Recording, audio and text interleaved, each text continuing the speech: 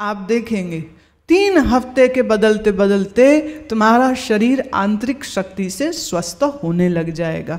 क्योंकि गलत खा खा करके रोग बना है, और जहाँ हमने अपनी डाइट को थोड़ा सा नियंत्रित किया और थोड़ा हल्का खाया और थोड़ा आसनों को अच्छा किया और थोड़ा प्राणायाम रोज करने लग गए, जैसे ही हम डिसिप्लिन और अनुशासित शरीर को कर लें, अगर कोई अच्छा आयुर्वेदाचार्य होवे तो एक बार उससे परामर्श भी कर ले कि भाई मेरा शरीर कैसा है, तो इसमें मैं क्या चीज़ जोड़ूं या क्या चीज़ घटाऊं, और हल्का खाते हुए और आसन करते हुए आप चाहें तो 3 से 4 हफ्ते में शरीर हल्का हो जाएगा। और कुछ नहीं, वजन तो कम हो ही जाएगा।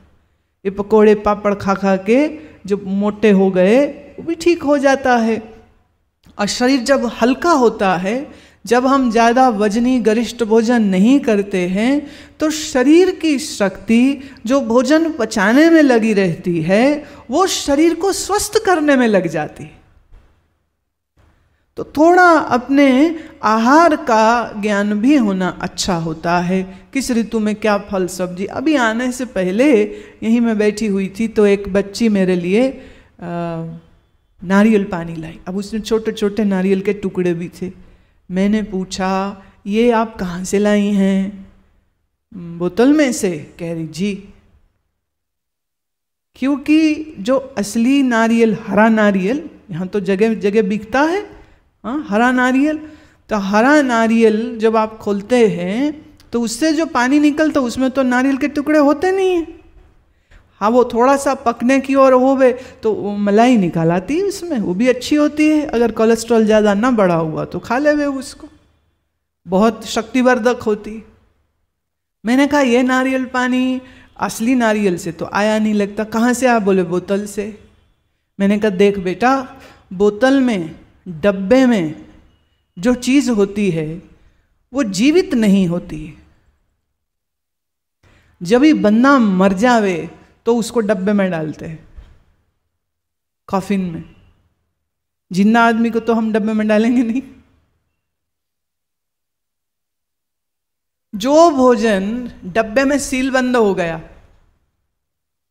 वो भोजन जिंदा कैसे रहा? अब वो जिंदा दिखे इसके लिए उसमें कुछ प्रिजर्वेटिव, कुछ केमिकल डाला होगा।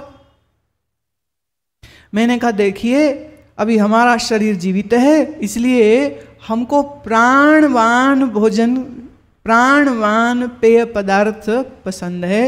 ये जो ढक्कन खोल के बोतल से जो भी निकलता है वो मैं स्वीकार नहीं करती हूँ। आप लाए तो बड़े प्यार से हो, पर जितना प्यार तुमसे ना उससे ज़्यादा प्यार इस शरीर से हमको करना पड़ेगा, क्योंकि ये शरीर की कुछ ड्यूटी है, इस शरीर से कुछ कर्म करना है। ये शरीर अगर रोगी हो जाएगा तो वो अपना कर्म कैसे करेगा? स्कूलों में, कॉलेज में जाने वाले स्टूडेंट्स और बच्चे पैक्ड खाना कन्वीनियंट लगता है, बहुत खाते हैं। कुछ भी हो वो, जिसको भी आप पैकेट खोल के खावो या ढक्कन उतार के खावो या पीवो, that can not be very nutritious. मजबूरी में, कभी बहुत दिक्कत, कभी किसी ऐसी जगह में है, that is a different story. लेकिन रोजमर्रा के दिन में जहाँ तक संभव हो सके तहाँ नेचुरल ऑर्गेनिक भोजन करना चाहिए। ताज़ा पकाइए, ताज़ा खाइए, शरीर स्वस्थ रहेगा। आयुर्वेद तो यहाँ तक कहता है कि सुबह का गूंदा हुआ आटा शाम तक बासी हो चुका है, ये भी रोगवर्धक होगा। नया आटा आप गूंधिए और उसकी रोटी बनाइए, ताज़ा पकाइए, ताज़ा खाइए, और जो बच जाए वो किसी और को खिला दीजिए। अब हमारे घरों में क्या है, कुछ बच जाए तो वो कहाँ जाता है? फ्रिज में। क्यों? कल खाएंगे। कल नहीं खा पाए कोई बात नहीं, परसों खाएंगे।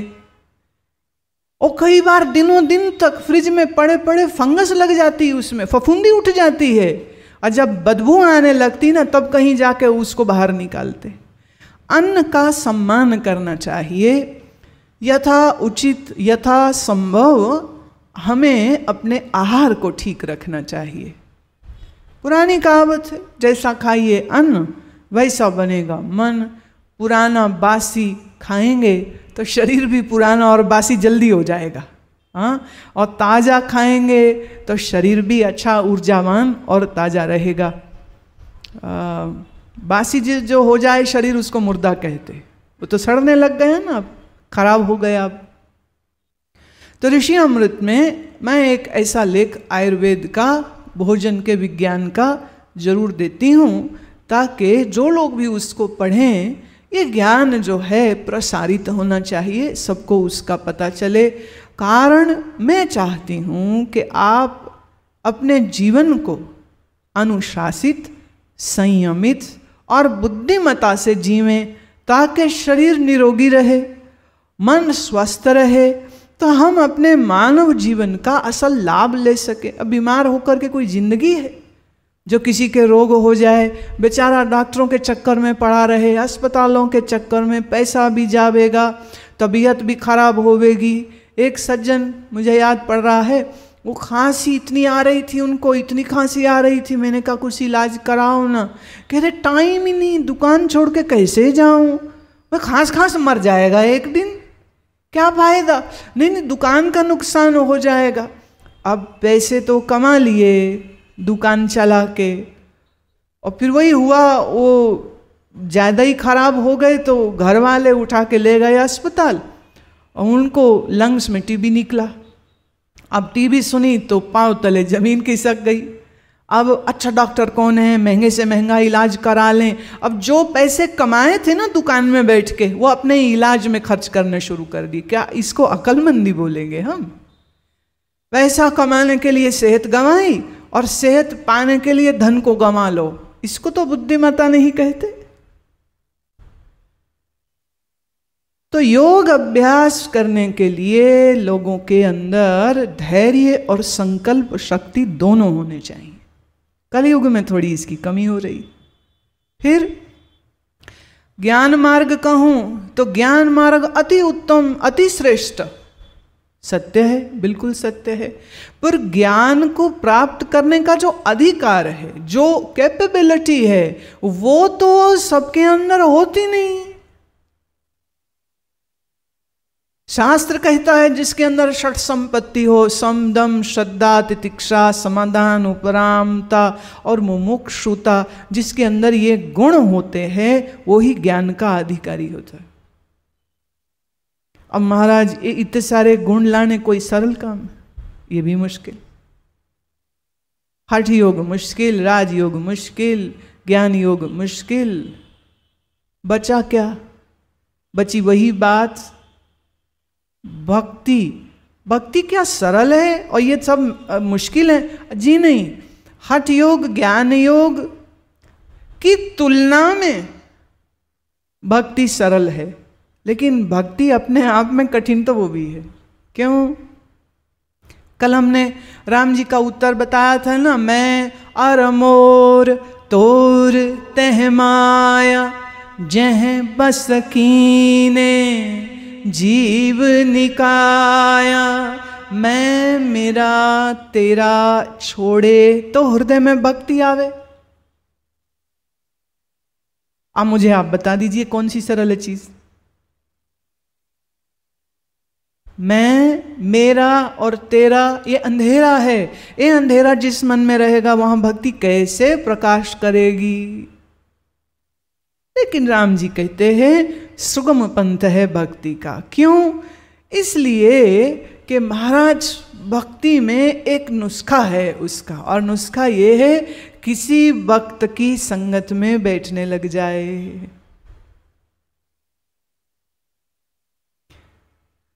किसी भक्त प्रेमी ईश्वर के भक्त की संगति में, सानिध्य में बैठने लग जाए तो बैठते बैठते बैठते बैठते इस सानिध्य के प्रसाद से उसके मन में संसार की गांठ ढीली होने लग जाएगी। आप डायरेक्ट भक्त नहीं हो सकते।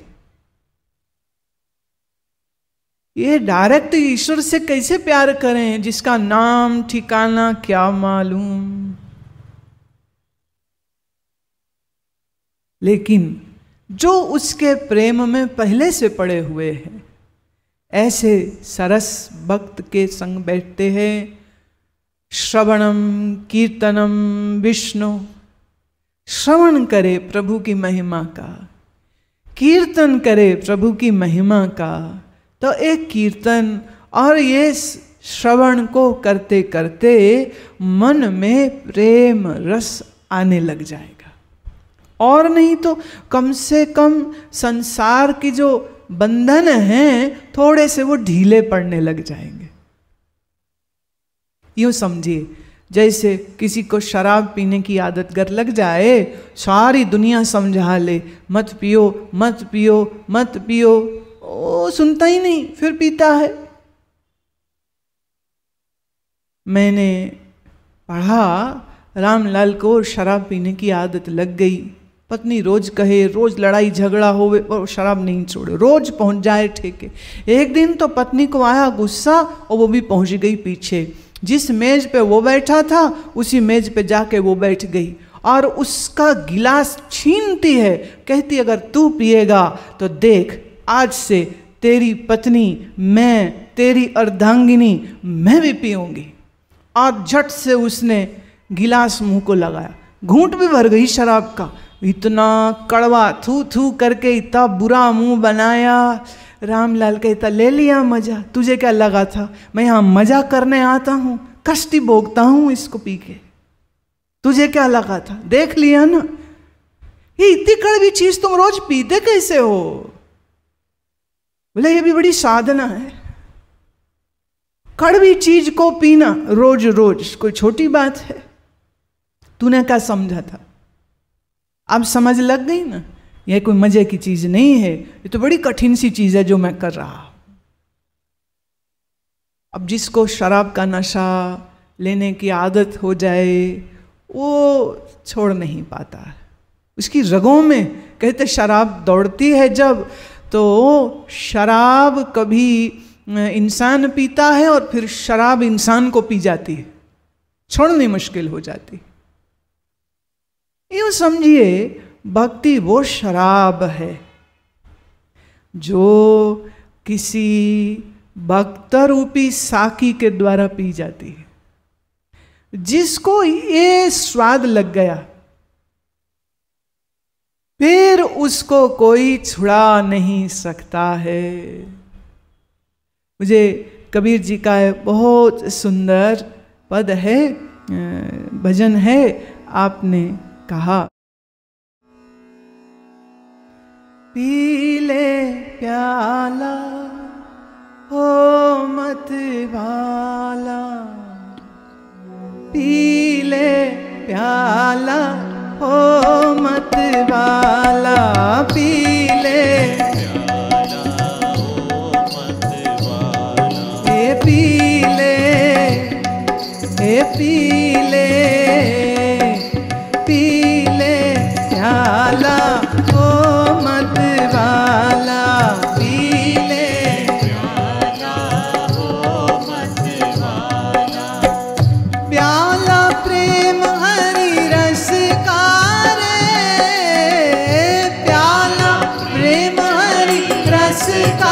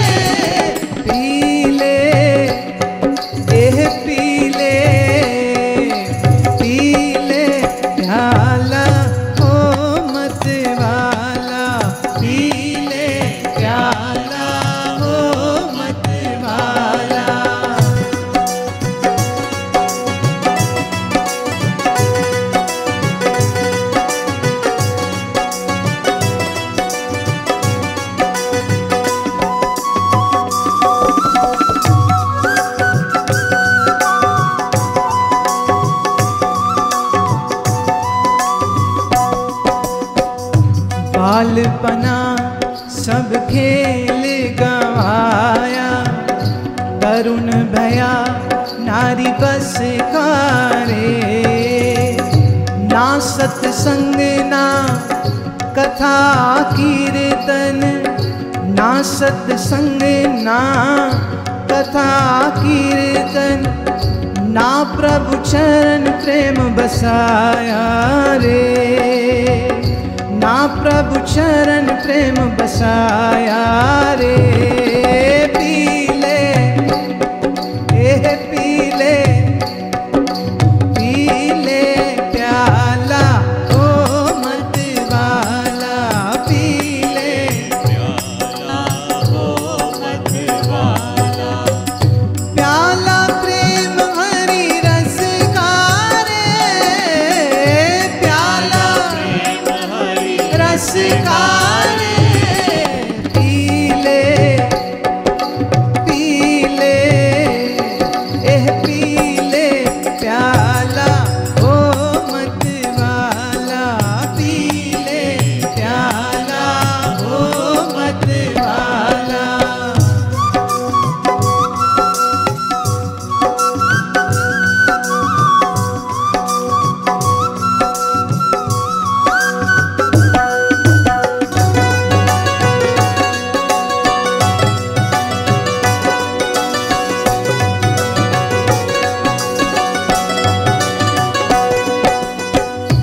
देह मोह में क्यों भरमाया, गल विच फंदा यम करे। अब हूँ सोच समझ अज्ञानी, अब हूँ सोच समझ अज्ञानी। जग में नहीं कोई अपना रे, जग में नहीं कोई अपना रे। पीले पीले पीले प्याला ओ मत वाला, पीले प्याला ओ मत वाला। प्याला प्रेम हरि रस का रे, प्याला प्रेम हरि रस का रे।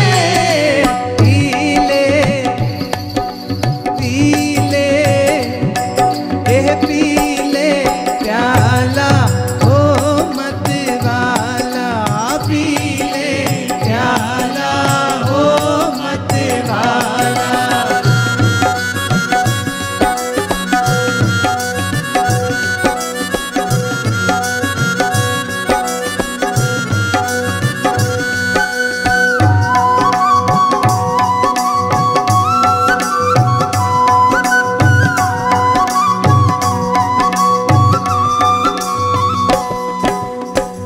नाभि कमल विच है कस्तूरी, मृग फिरे बन बन खारे।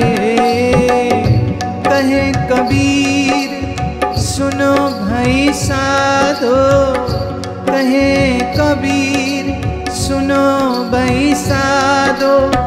कबहू ना सतपथ खो जा रे, कबहू ना सतपथ खो जा रे। पीले पीले पीले प्याला ओ मत वाला, पीले प्याला ओ मत वाला। प्याला प्रेम हरि रस का रे, प्याला प्रेम हरि रस का रे।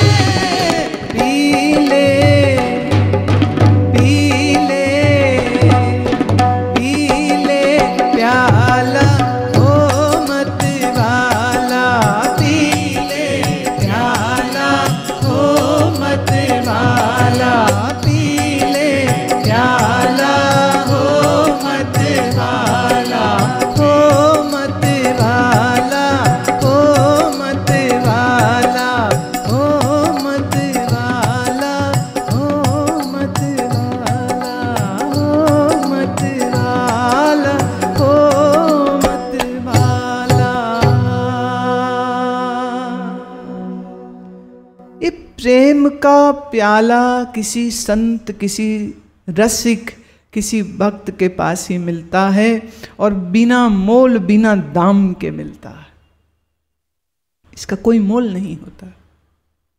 तो संगति करिए रसिक भक्तों की, तो उनके पास बैठते बैठते बैठते ज्यों ज्यों इस रस में डूबने लग जाएगा, त्यों त्यों संसार में जाने की इच्छा ही नहीं रहेगी। ज्यों ज्यों संसार छूटता जाएगा, त्यों त्यों अंदर डूबता जाएगा, ज्यों ज्यों अंदर डूबता जाएगा, त्यों त्यों संसार छूटता जाएगा, संसार की पकड़ छूटती चली जाएगी। तो भक्ति का पंथ कहते हैं सुगम है। सुगम पंथ मोहे पावही प्राणी। What is the first step? तो वो कहते हैं प्रथम ही विप्र चरण अति प्रीति। बहुत से रामायणियों ने इसका अर्थ यूं दिया कि ब्राह्मणों के चरण की सेवा करिए। तो कईयों ने कहा कि क्या तुलसी ब्राह्मणवाद को बढ़ा रहे हैं, ये कह के कि विप्र के चरण छूने चाहिए और उसके चरणों में प्रीति लगानी चाहिए। तो मैं निवेदन कर दूं कि हर शब्द के संस्कृत में कई सैकड़ों अर्थ होते हैं। ऐसे ही विप्र शब्द को जो मैं अर्थ देती हूँ, तो संस्कृत के नियमों के अनुसार जिसने पर की प्रीति छोड़ दी वह विप्र है। जिसने पर की प्रीति छोड़ दी, पर मतलब संसार, जिसने संसार की प्रीति छोड़ दी सो विप्र है। दूसरा अर्थ, जिसने ब्रह्म का ज्ञान की विवेचना कर ली सो विप्र है। तीसरा, जिसके पास विवेक है सो विप्र है। चौथा, जिसने ब्रह्म का अनुसंधान कर लिया है सो विप्र है। और विप्र शब्द को ही हम ब्राह्मण कह सकते हैं। और जब ब्राह्मण शब्द आया, तहाँ सिर्फ जनेऊ और शिखा रखने मात्र से कोई विप्र नहीं हो जाता। ये तो बाहर की ड्रेस हो गई। और अंदर की बात यह है, जिसकी इंद्रियां संयमित है, जिसका मन अनुशासित है, जो विद्या अध्ययन में लगता है, जो सात्विकी व्यवहार करता है, जो त्यागी और तितिक्षावान है, वही ब्राह्मण है। और इसमें जो श्रेष्ठतम ज्ञान को उपलब्ध हो जाता है, उसी को हम विप्र कहते हैं, उसी को हम ब्राह्मण कहते हैं। सुखमनी साहब में श्री गुरु अर्जन देव जी महाराज ने बहुत सुंदर शब्द दिए कि ब्राह्मण कौन होता है।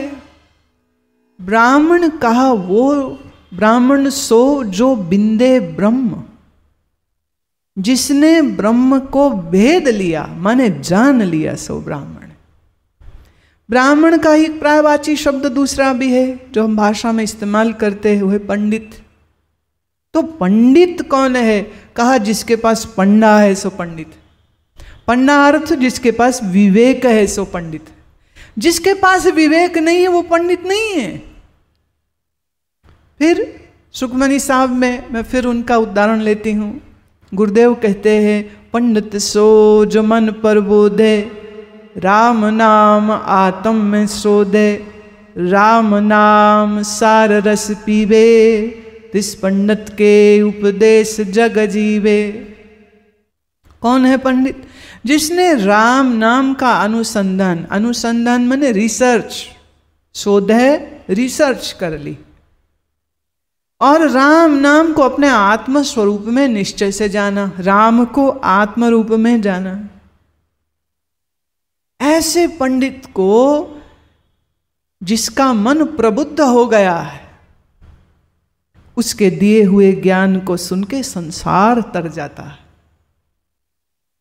बहुत लोग बाहरी वेशभूषा को बड़ा महत्व देते, उसकी एक अपनी जगह है, उसकी एक अपनी जगह है। लेकिन सिर्फ बाहर वैसे कपड़े, उस स्टाइल के तिलक, उस स्टाइल का कपड़ा, किसी ने जनेऊ कंठी डाल ली, एक ड्रेस हो गई, किसी ने केस रखे और पंचककार धारण किए, ये भी एक ड्रेस हो गई।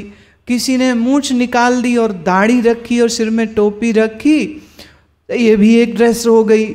लेकिन जिसने सिर पे टोपी, बुल्ले शाह जी की बात मेरे को याद आती। बुल्ले शाह जी कहते, मुल्ला मौलवी को देख के उन्होंने टिप्पणी करी थी, ये सिर ते टोपी ते नीयत खोटी ते लैना की टोपी सिर तर के।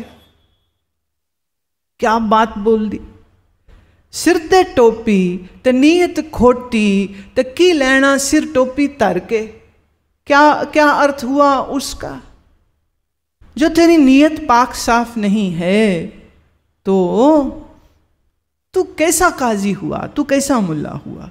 देखिए, चाहे वो सूफी संत होवें, चाहे वो कबीर साहब जैसे रहस्यदर्शी संत होवें, चाहे वो हमारे उपनिषदों के ऋषि हों, सच सटीक बोला है और उस सच के ऊपर जो खरा उतरा तो खरा उतरा, जो नहीं उतरे तो उसको नीचे कर दिया। भैया अपने आप को किसी गलतफहमी में मत रखना। You cannot call yourself a pandit if you don't know who you are and who Brahma is and what Atma is. आप अपने आप को पंडित नहीं कह सकते। तो प्रथम ही विप्र चरण अति प्रीति। तो यहाँ विप्र शब्द का अर्थ बाहरी वेशभूषा से सिर्फ पंडा पंडित की बात नहीं है, ये तो मन और बुद्धि और आध्यात्मिक साधना का उत्कर्ष जिसने छुआ है। दूसरे अर्थ में ब्राह्मण अर्थ संत ही हो गया। ऐसे के चरण में प्रीति रखे, निज निज कर्म निरत श्रुति रीति। और उसके सारे जो निजी कर्म हैं वो श्रुति ने जैसा कहा है, जो रीति हमको कही गई है, उस रीति का पालन करते हुए करना चाहिए। अपने मन मर्जी से हम चलने लग जाए ना तो बस पता नहीं हम तो क्या कर देंगे। इसलिए we have to follow a certain code of conduct. जैसे अपने से बड़े को देखे तो आदर से उठ के खड़ा हो जाए। आजकल कितने बच्चे आदर से खड़े हो रहे हैं क्योंकि उनके अपने पिताजी दादा को देख के खड़े नहीं होते हैं, इसलिए वो भी खड़े नहीं होते। पहले किसी के पेट में, सीने में, सर में दर्द हो तो वो हाय कहता था, आज तो खुशी खुशी हाय हाय हाय करते रहते। रीति क्या है? नमो धन अस्ते, नमस्कारम। दोनों हाथ जोड़िए, दोनों हाथ जोड़िए और मीठे स्वर से कहिए नमस्कारम, अथवा जय सिया राम बोलो, अथवा जय श्री कृष्ण बोलो, अथवा सत श्री अकाल बोलो। लेकिन तेरे हाथ तो जुड़े हों।